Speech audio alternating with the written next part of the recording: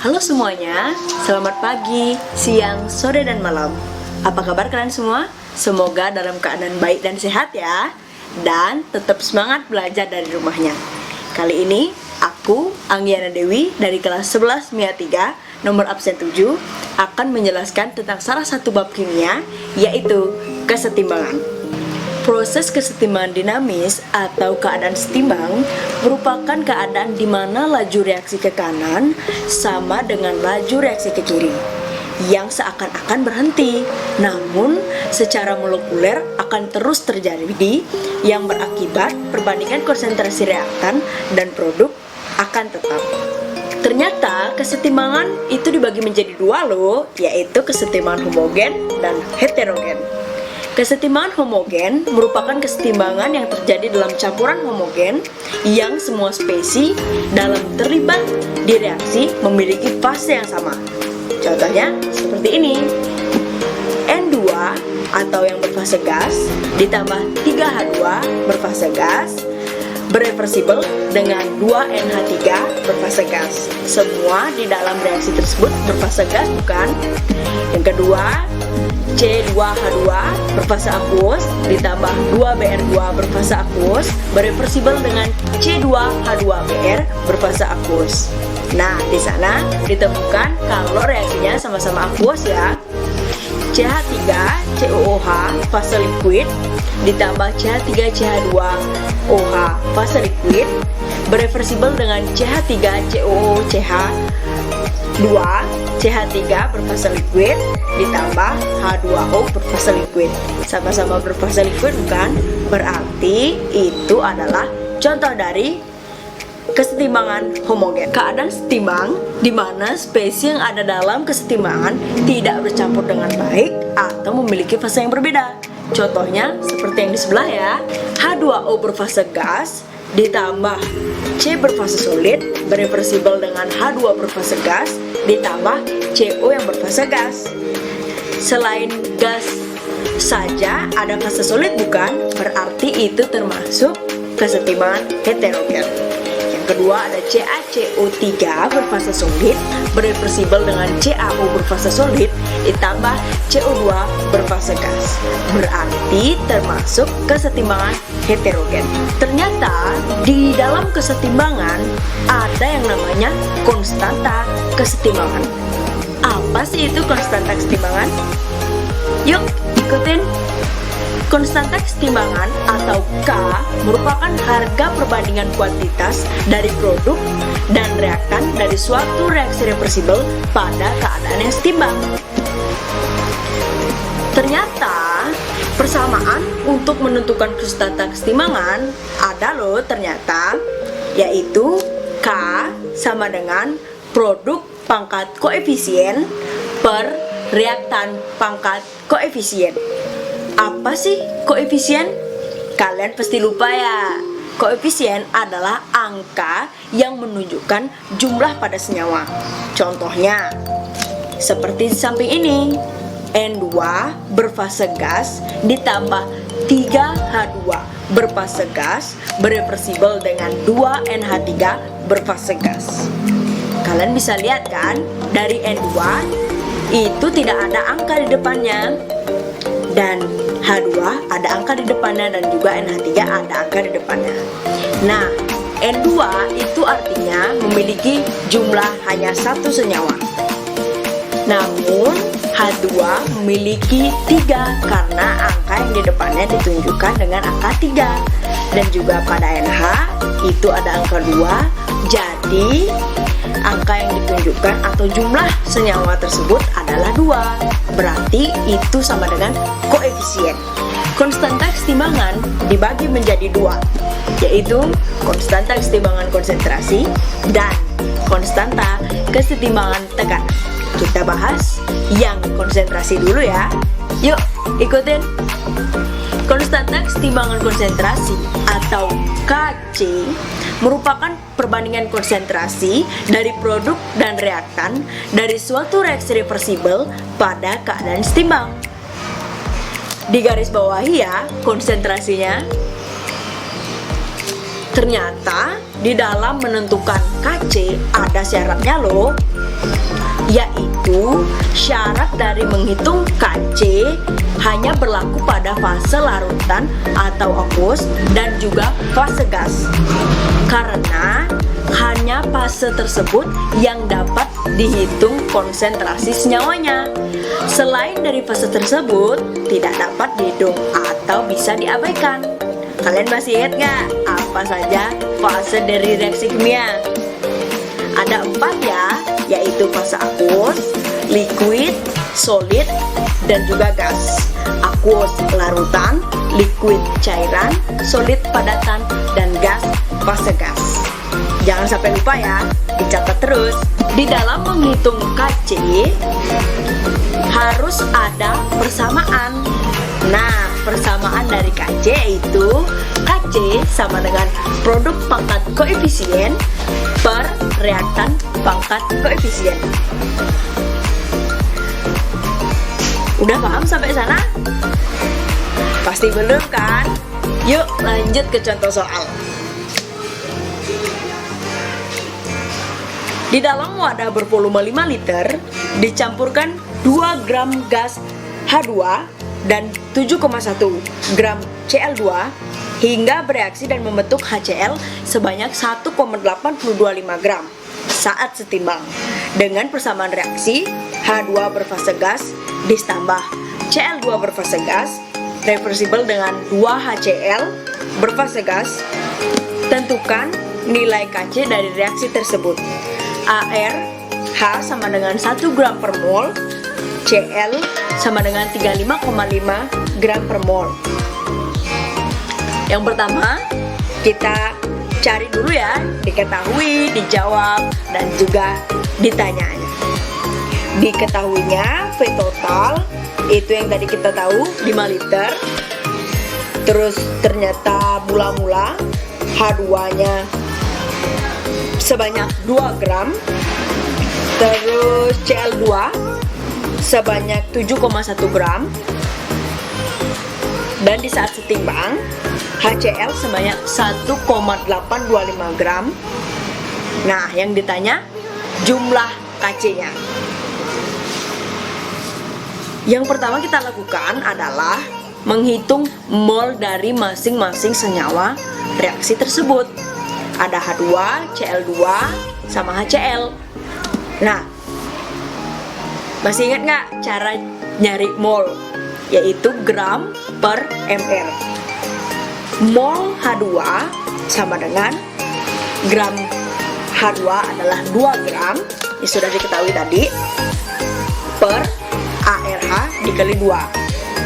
Cara nyari MR kayak gitu ya, ARH, AR dari senyawa tersebut dikali 2.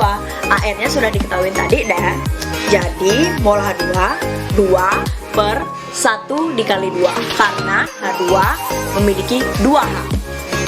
Mol H2 sama dengan 2 per 2, jadi mol H2 berjumlah 1 mol. Mol Cl2 jadi sama dengan gram per mr dari Cl2, yaitu 7,1. Itu gram. Yang pertama kita tentuin mol dari masing-masing senyawa, yaitu dari H2, Cl2, dan HCl. Masih ingat nggak cara cari mol? Cara cari mol yaitu gram per mr. Dari mol H2, nyari mol H2 sama dengan gram H2 itu 2 gram, sudah diketahui tadi ya, per ARH dikali 2. ARH itu yang sudah diketahui di soal, bukan? Jadi itu cara nyari MR, AR dikali jumlah senyawa tersebut. Jadi ARH dikali 2. Mol H2 sama dengan 2 per 1 dikali 2. Hasilnya 1 dikali 2, 2 bukan? Sama dengan 2 per 2 sama dengan mol H2 jadinya berjumlah 1 mol. Lanjut ke Cl2. Cl2 itu gramnya yang sudah diketahui tadi 7,1 gram per ArCl dikali 2. ArCl sudah diketahui soal ya, sama dengan 7,1 per 35,5 dikali 2. Hasilnya 7,1 per Jadi mol Cl2 berjumlah 0,1 mol. Saat setimbang juga dihitung ya molnya. Mol HCl sama dengan 1,825 yang sudah diketahui dari soal per ARH ditambah ARCl sama dengan 1,825 per 1 ditambah 35,5, hasilnya 1,825 per 36,5. Mol HCl jadinya berjumlah 0,05 mol. Setelah kita menentukan mol, kita lanjut ke masuk persamaan stoikiometri. Masih ingat nggak apa itu stoikiometri? Yang paling gampang sih, yang paling ingat mula-mula, reaksi, sisa. Kalau di sini aku pakainya setimbang ya, sama saja kok artinya. Terserah mau pakai sisa ataupun setimbang, nggak masalah. Yuk lanjut. Mula-mula H2 dimasukkan di 1 mol karena ditahu 1 mol tadi. Terus Cl2 0,1 mol. Nah di HCl kan tidak ada mula-mulanya. Di saat reaksi juga nggak ada semuanya kan. Nah di saat setimbang baru diketahui nih HCl ternyata 0,05 mol. Nah karena di HCl mula-mulanya 0 atau tidak diketahui, berarti setimbangnya bisa naik karena hasilnya akan sama dengan reaksi di saat reaksi dan juga disetimbang. Jadi hasil mol HCl disetimbang akan sama dengan mol HCl pada saat reaksi. Jadi naik di 0,05 mol. Ingat ya, itu ditandain, boleh pakai apa aja ngingetinnya. Jadi nah sekarang kita tentuin mol reaksi pada senyawa yang lain. Nah, mol HCl itu koefisiennya 2. Anggap saja 2 mangkok bakso harganya 5.000. Nah, yang lain, koefisien yang lain itu hanya 1. Berarti kalau 2 5.000, kalau 1 2.500. Jadi 0,05. Jadinya di koefisien 1 0,05. Jadi masing-masing H2 dan Cl2 itu berjumlah 0,025 mol. Ingat ya, saat itu yang sebelah kiri panah dikurang, di sebelah kanan ditambah. Yang dikurang pertama H2 1 dikurang 0,025 mol, hasilnya 0,0975. Maaf, diralat ya, 0,975 mol. Yang Cl2 0,1 mol dikurang 0,025 mol, hasilnya 0,075 mol. Yang tadi sudah diketahui ya. Nah, setelah itu kita lanjut nyari masing-masing lagi dari molnya itu. Dari H2, Cl2 langsung ke HCl juga. H2 sama dengan mol setimbang per V total. Hasilnya, karena udah diketahui tadi kan mol setimbangnya H2 0,975 langsung masuk per V totalnya 5 liter. Hasilnya 0,195 liter. 0,195 M. Yang kedua, Cl2 mol setimbang per V total lagi. Hasilnya 0,075 yang sudah didapat tadi per 5 liter atau V totalnya. Hasilnya 0,015 M. Lanjut ke HCl-nya. Sama dengan mol setimbang per V total. Sudah diketahui tadi ya, mol setimbangnya dari HCl itu 0,05 mol per V totalnya 5 liter. Hasilnya HCl 0,01 M. Nah, karena sudah diketahui semuanya jumlahnya, jadi langsung masuk ke KC-nya atau konstanta kesetimbangan konsentrasinya. Masih ingat nggak apa rumusnya? Konstanta kesetimbangan konsentrasi sama dengan atau KC sama dengan produk pangkat koefisien per reaktan pangkat koefisien. KC di sini sama dengan HCl Nah, produk di sini jangan sampai lupa ya. Yang di kanan panah itu produk, yang di kiri panah itu reaktan. Jangan sampai lupa. KC jadi kan produk di atas, jadi HCl pangkat 2. Karena koefisien HCl ada 2, jadi dinaikin ke pangkatnya jadi HCl pangkat 2 per H2 dikali Cl2. Kok nggak ada pangkatnya, Kak? Karena H2 dan Cl tidak punya koefisien, atau koefisiennya sama dengan 1, jadi tidak pakai pangkat. Lanjut. KC sama dengan 0,01 kuadrat per 0,195 dikali 0,015. Hasilnya yang didapat 0,0001 per 0,002925. Bisa disederhanain ya. Jadi KC sama dengan 1 dikali 10 pangkat min 4 per 29,25 dikali 10 pangkat min 4. Nah, biar gampang kita coret aja ya 10 pangkat min 4-nya, keduanya. Habis itu didapatkan hasil kalau KC itu 3,42 kali 10 pangkat min 2. Gampang kan? Yuk tetap semangat belajar. Nah, sudah selesai kan konstanta konsentrasinya? Eits, belum ternyata. Masih ada konstanta kesetimbangan ionik disosiasi tunggal. Apa sih itu? Kok banyak banget? Disosiasi tunggal merupakan proses disosiasi yang terjadi hanya sekali dari suatu senyawa yang bersifat elektrolit yang menjadi ion penyusunnya. Reaksi ini biasanya terjadi pada elektrolit lemah. Masih ingat nggak apa itu elektrolit lemah?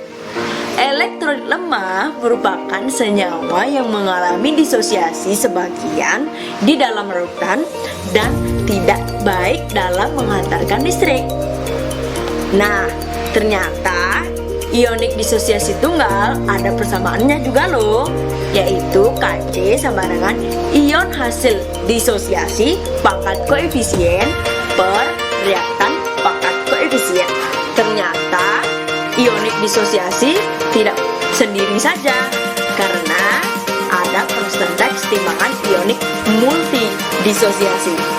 Multidisosiasi merupakan keadaan di mana suatu molekul mampu melakukan lebih dari sekali proses disosiasi.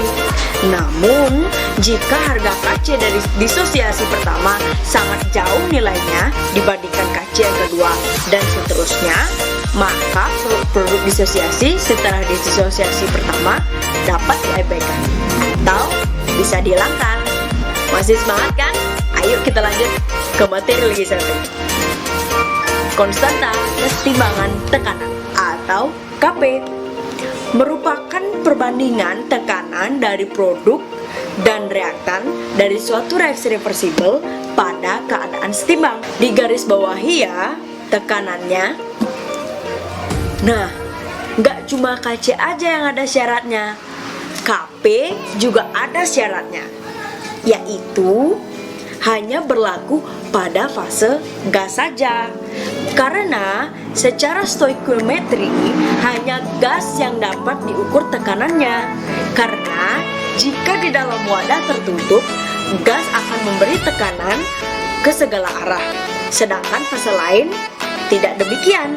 Maka untuk penentuan Kp, fase lain aqueous, liquid, solid diabaikan.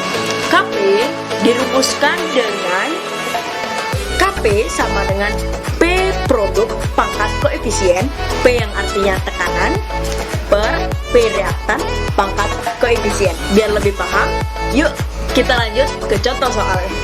Asam klorida dapat mengalami disosiasi atau penguraian menjadi unsur-unsur penyusunnya dengan persamaan HCl berfase gas berdisosiasi dengan H2 berfase gas ditambah Cl2 berfase gas. Jika 0,8 atmosfer HCl dimasukkan ke dalam kontainer, lalu setelah keseimbangan terbentuklah 0,2 atmosfer gas hidrogen. Tentukanlah harga KP dari kesetimbangan di atas. Biasa ya, kita mulai dulu dengan diketahui, ditanya, langsung baru dijawab. Nah, kita cari diketahuinya dulu ya. Dan jangan lupa, kalau akan mengerjakan KC atau KP, dilihat dulu senyawanya sudah setara atau belum. Kalau belum setara, disetarakan dulu ya. Kayak di sini contohnya HCl per fase gas bereversibel dengan H2 ditambah Cl2 per fase gas belum setara. Yuk kita setarakan. H di kiri hanya 1, H di kanan H2 ternyata, jadi H2-nya. Jadi H di kiri dimasukkan 2 HCl ya. Cl-nya sudah 2. Di sini 2 juga. Nah, sudah. Berarti sudah setara. Jadi 2 HCl bereversibel dengan H2 ditambah Cl2. Nah, diketahui juga tekanan dari HCl atau pHCl berjumlah 0,8 atmosfer di mula-mula. Ingat, di mula-mula. Dan pH2 atau tekanan H2 berjumlah 0,2 atmosfer di saat setimbang. Yang ditanya KP atau konstanta kesetimbangan tekanannya. Langsung kita ke pembahasannya. Nah, kita salin dulu ya. Reaksi yang tadi 2 HCl bereversibel dengan H2 ditambah Cl2. Nah, kita tulis juga mula-mula reaksi setimbang, kalau sisa juga nggak masalah. Habis itu mula-mula ditauin HCl itu 0,8 atmosfer. Terus yang diketahui lagi H2 di saat setimbang 0,2 atmosfer. Nah, sama seperti tadi, karena di saat mula-mulanya 0 dan di saat setimbangnya 0,2, berarti di saat setimbang H2 dan di saat reaksinya berjumlah sama, yaitu 0,2 atmosfer. Naik dia ke reaksinya jadi 0,2 atmosfer. Ditandai ya. Nah, ini yang menjadi patokan untuk menentukan mol reaksi pada senyawa lainnya. Contohnya, nah, kita anggap misalkan H2 itu kan koefisiennya 1. Jadi 1 mangkok bakso harganya 2.000. Nah, di HCl ternyata ada koefisiennya yang berjumlah 2. Jadi kalau 2 mangkok bakso harganya 4.000. Hasilnya 0,4 atmosfer. Di Cl2 karena 1 jadi 2000, cuma 0,2 atmosfer. Jangan sampai lupa, yang di kiri panah dikurang, yang di kanan panah ditambah. Mula-mulanya 0,8 dikurang reaksinya 0,4, hasilnya 0,4 atmosfer.